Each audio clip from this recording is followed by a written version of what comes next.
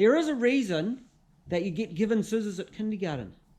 It's so when you grow up and you become a mechanic, you can make inner guards. Luckily for Jason, I actually have some templates for the 05 to 15 Hilux. Then we've got big rolls of 3mm rubber, and he gets the scissors out, and he whips up some inner guards, and then he goes loose with the drill. Drill bit that's not very sharp. And he drills out the holes and fits up some riv nuts. He's also been doing the stuff like flanges onto the factory manifolds, and he built some engine mounts. The invisible ones. It's the Bluetooth. Oh, we're doing Bluetooth engine mounts now too, are we? Yeah, new technology. I'm trying it out. Wow, that's blunt. So the mounts are going to get tigged up, and then at some point this engine's coming back out. It's conversion sex, in, out, in, out, in, out. And well, it's actually only been in once, and it'll come out, have the clutch fitted up, and be bolted in for its final time. He also made a gearbox mount. That'll be a way getting welded as well.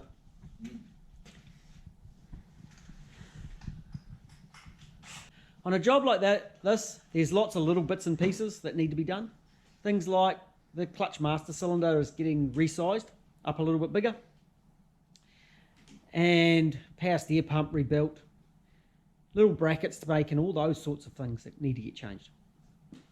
So there's a lot of work and not a lot to show for it for a while, and we're kind of in that stage. There's lots of activity, but it looks like we've done nothing. And then in a couple of days' time, all the bits of the jigsaw come back, we slam it all together, and in one day it looks like we've done the whole job. But that's because we've done the planning beforehand. Fingers crossed we've done the planning correctly. I'm going back to my wiring. You do that. So it's been another really good move forward on this truck, on this Hilux.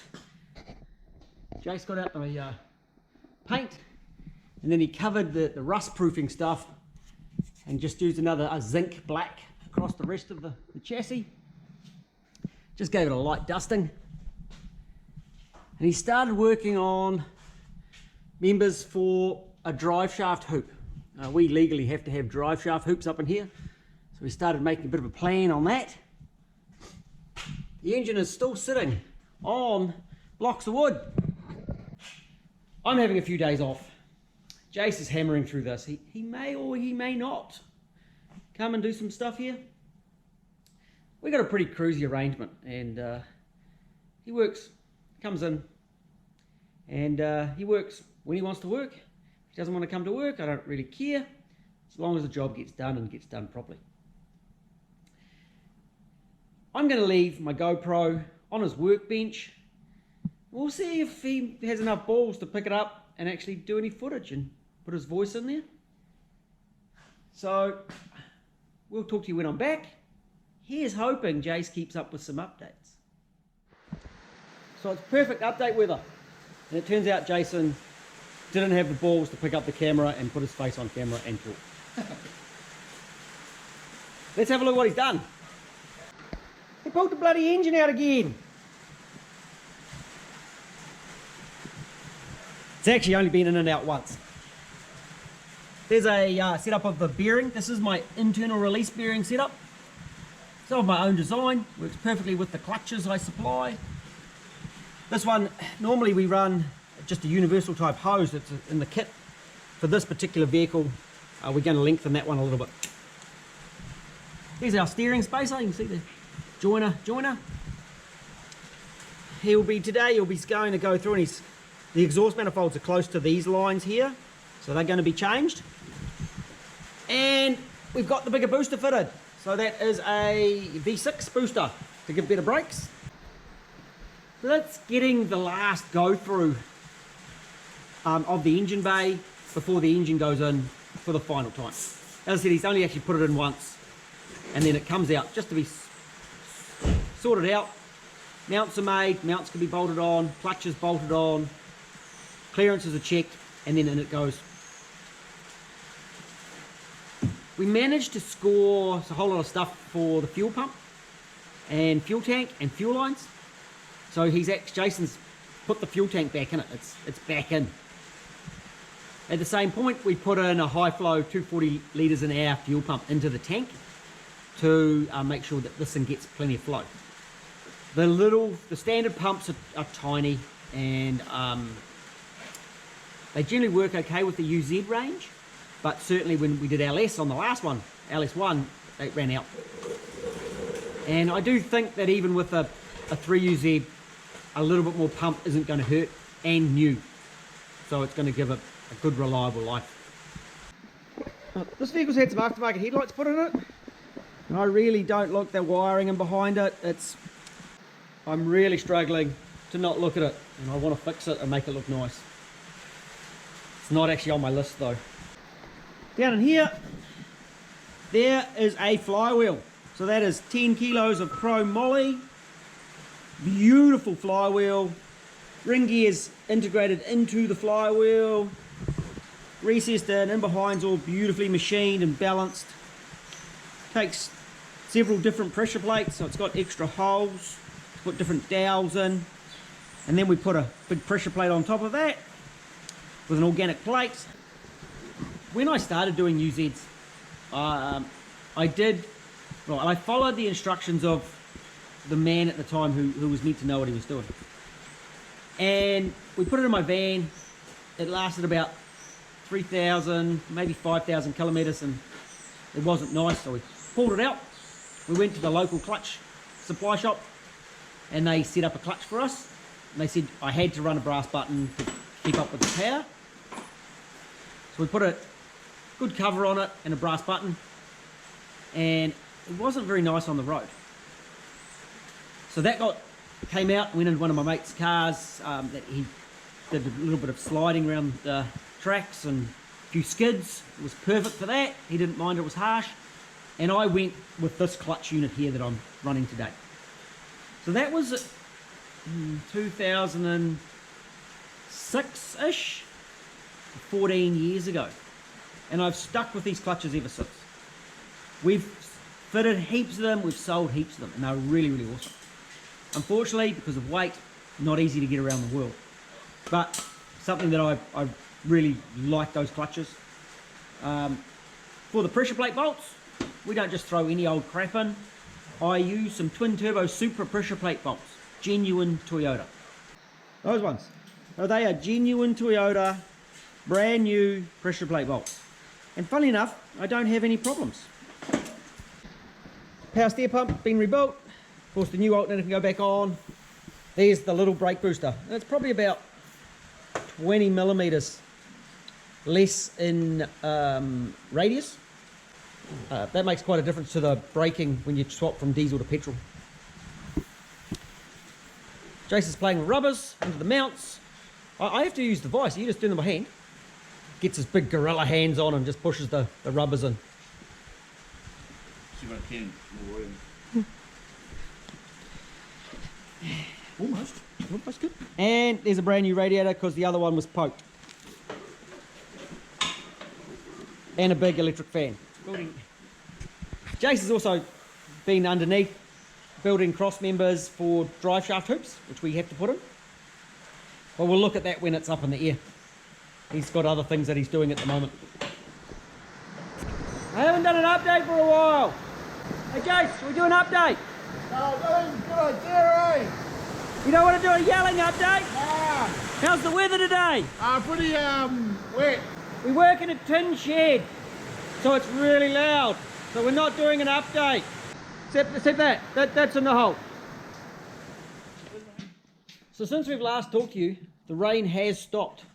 See, look, it's not a bad day out there now. And some stuff has happened. The engine fell back in the hole. The clutch, we didn't do any footage of the clutch, but there's a clutch in there. We did put a clutch in. The clutch master cylinder. This turns out as plastic. So we put in we went and got a metal one. an aluminium one, and it was bored out to 3/4 to give us enough travel on the release bearing. Front forward. Careful of the front.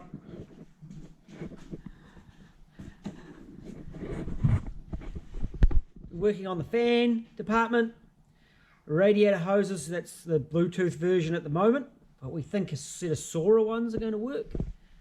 Overflow bottle's been moved, and there's actually, down there, can we see that? Hose running down to the bottom of the radiator, just there, from the overflow. The expansion bottle. Jason's been working on power steering, so the power steer reservoir is mounted, and we're just looking at the moment at power steer coolers. Oh, of course, did I say there was a radiator in there now? There's a radiator, new radiator. Just the factory one is in the place. And we're considering where to mount an extra air conditioning fan and an oil cooler for the power steer, which we always run.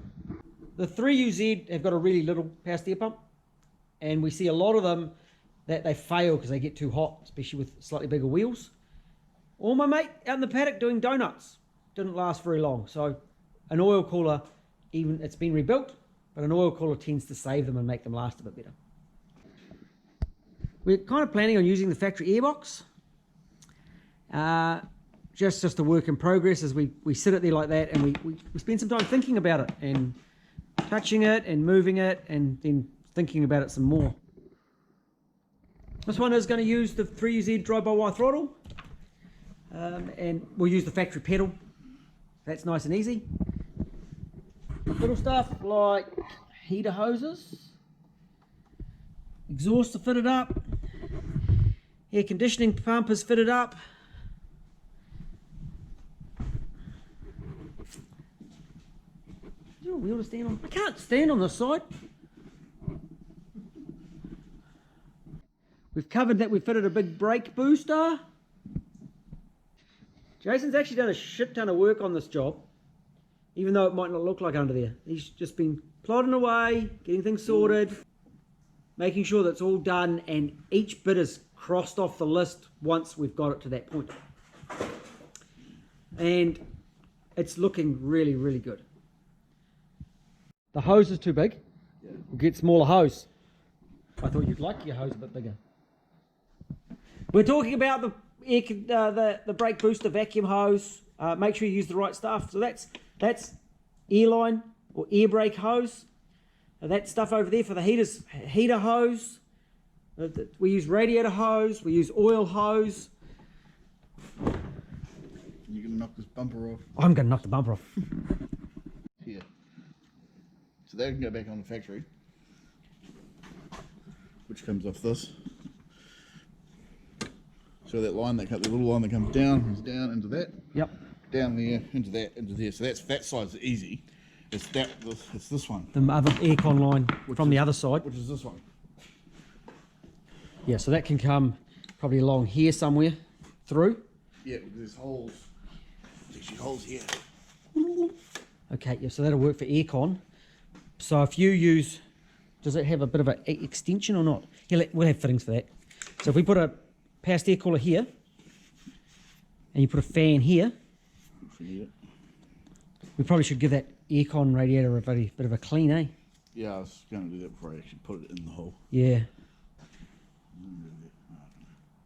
Oh, they went like that. That's how that went.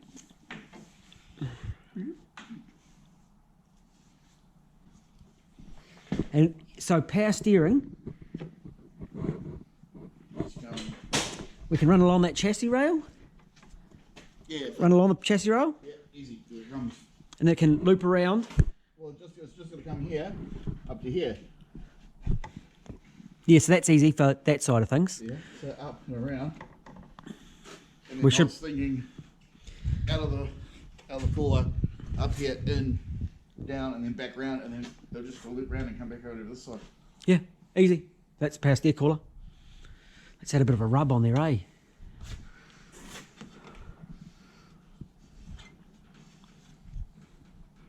Just see what's been rubbing.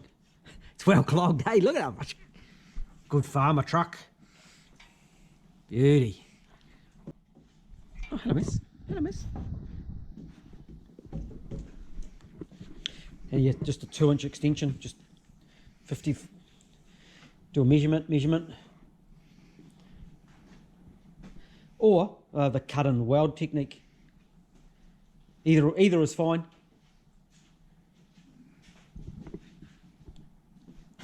Oh, that bolts on something else in the bottom there, though. Oh, does it? Does it bolt down here? So what was on these? That bolts, it's got a thing there and it's got a plate that bolts. Oh, okay. I don't actually know. Oh, does it bolt on these wings? Bolts on these wings here.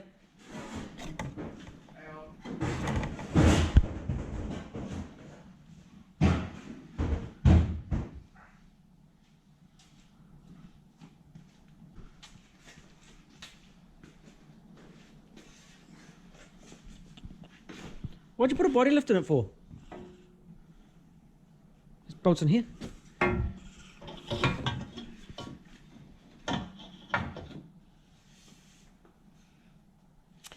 Oh, we've created our own problem there, haven't we? Yeah. Yeah. Let's put the bumper on and see what happens. Sorry, that's me. Just like that? Is your side on? Not No. quite. Puts in under the. That sits under that there. Sort of like that. Yeah, well, it sits underneath, but it's pushing on that bumper there, eh? Yeah. Trim? Trim that out, yeah. Yep. Okay, cool. Thanks, Bobby. See what you're gonna do it. She's got the idea. She's telling you that's the way to do it, man. Yep. Yeah, I think just a little trim out of that bumper, and it'll should just about sit in place. Awesome. Go. Get out of the way, please. Was it hold on with zip ties? Yeah, Was it drift spec? There's 2 holes here for zip ties. Okay. Oh, sorry. Right.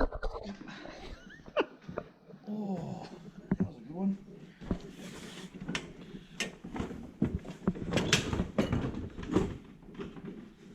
Yeah, it sits up on those. That's actually attached. Yeah, so at the moment, yeah, we'll give it a trim. And possibly he's going to need, if you get your grinder and take out the bottom of this bracket too, I don't think you'll take too much strength out of it. Want to break it out? Just shim off. Oh yeah. Make it that distance instead of that distance. Cooler. Fan.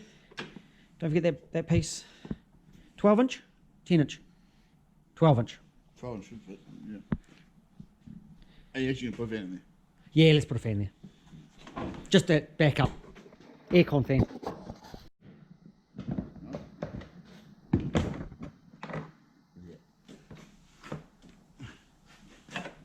Just reach it bonnet.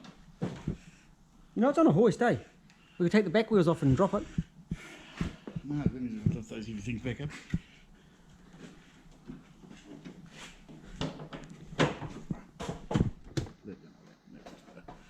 Does that fit? I think it fits. So it's the double one of these. So we took one of those and we cut it and then we stuck it in there. And we'll take it over to the plastic welder and he'll glue it in there.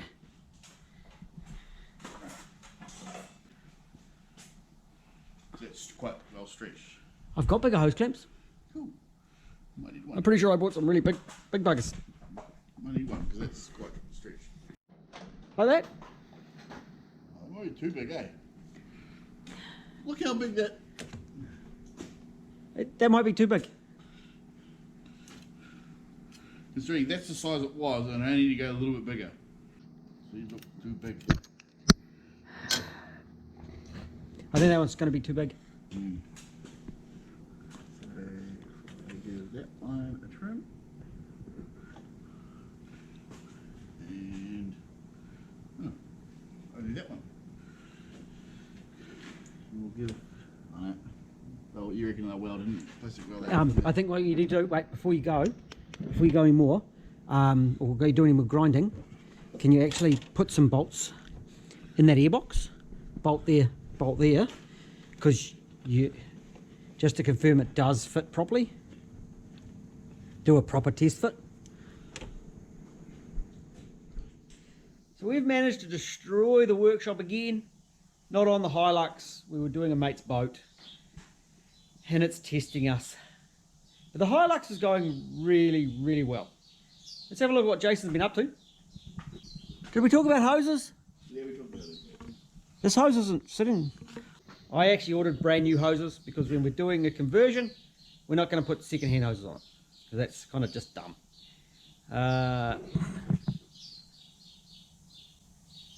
Fuel filter. Fuel filter is mounted. Quick clips. And funnily enough, this one is the factory one, and it just clips straight onto the filter. That's the return.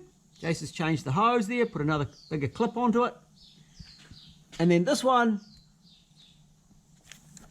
is the feed onto the factory petrol line that runs to the front of the vehicle. We did put a big pump in that tank, which we didn't show because I wasn't here, and Jason doesn't have big enough balls to pick up the GoPro and actually do some filming. We've got some drive shaft hoops happening. We're going to need to get another shield. We've got some V6 shields, but they're not very good, so we're going to get another diesel one, and then that's going to be fitted in this area. Drive shafts, no modifications have been required. Oh, you got some shields. That's the V6. There, that's the V6 one, that's just a little one.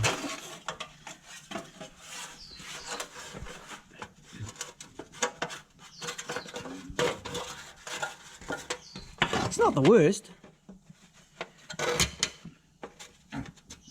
It's not the worst I've seen, eh?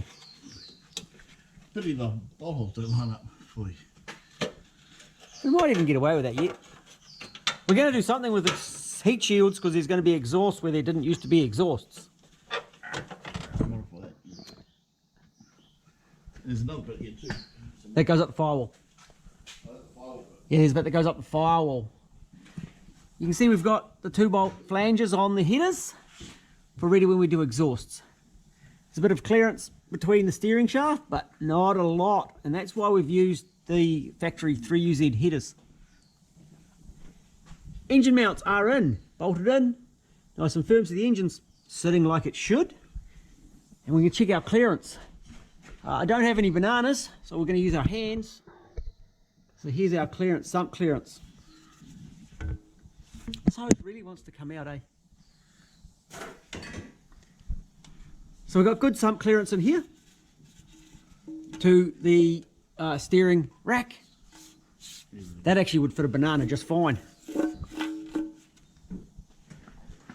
Oil filter housing. Interesting enough, I've just had a shipment of different oil filter housings to show as well. What else have you been doing? Radiators and stuff. Airbox. You've done that airbox. Yeah, it's now for personal owners. We'll have to show that when we get back. Yes. So this is a factory UZ intake of the VVTi, and you can see there's a bit missing. And the bit that's missing is getting glued onto the factory diesel airbox for the intake.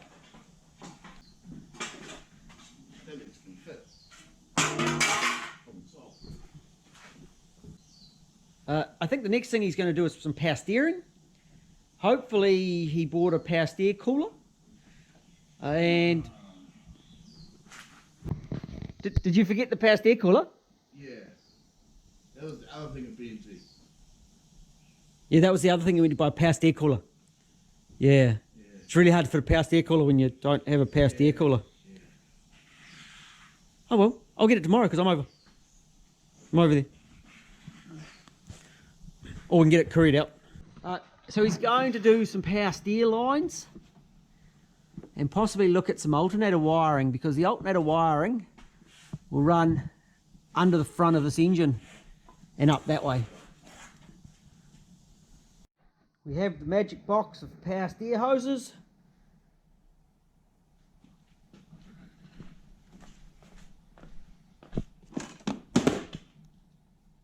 Jace, your fitting fell off. Told you a leak. The new power steer hose. Of course, that's just a dummy fit. We're not actually using garden hose, but we take that to the hose man and he'll make up that hose exactly like that. Jason has been busy again. think I've probably said that quite a lot of times through this, eh? We finally got this Hilux ready to wire. And so that's going to be our next step. But let's just have a look what's been done, what we've gone through. And hey, if I'm repeating something, well, then I am. So we've done this cover. So that's that cover. Well, it's not exactly that cover because that cover's on that side, but it's the same as that one on that side. And you'll see it comes out past the fuel lines and the brake lines really nicely. Jason went drift spec on this one. We don't have a right angle drill, so we're going to grab a right angle drill. We've got to sort. I actually remember where I lost my right angle drill. Well, it wasn't me, it was one of the work experiences, and that's a bit of a pain. So we'll get another one, we'll sort that out. And it's nice to have the right tools, and every now and again you kind of get away with it. Our brackets have been welded up, everything's, drive shaft hoops have all been welded. We have to go past the whole chassis. So see here, Toyota can weld it like that, but we're not allowed. We have to do the whole piece. Drive shaft hoops to the back, welded up and done, and we chucked a bit of paint. And you'll see the diff's black. This thing's been dropping a little bit of oil on the ground out of the diff.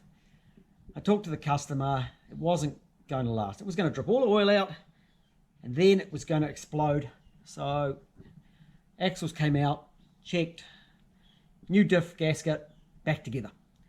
New diff oil, high quality diff oil, synthetic oil in the transfer, synthetic oil in the gearbox. So good quality oils. There's your alternator wiring going around to the right place. So we're going to get ready now, as I said, to continue with the wiring. Oh, plate for there. I'll find the plate for there. This was this week's job. Probably not just this week. Well, it was a day's job. Jason's made up some brackets for a fan. So that's for the air conditioning. And mounted a power steer cooler. Have we got the power steer hose? I don't think he's put a power steer hose on it.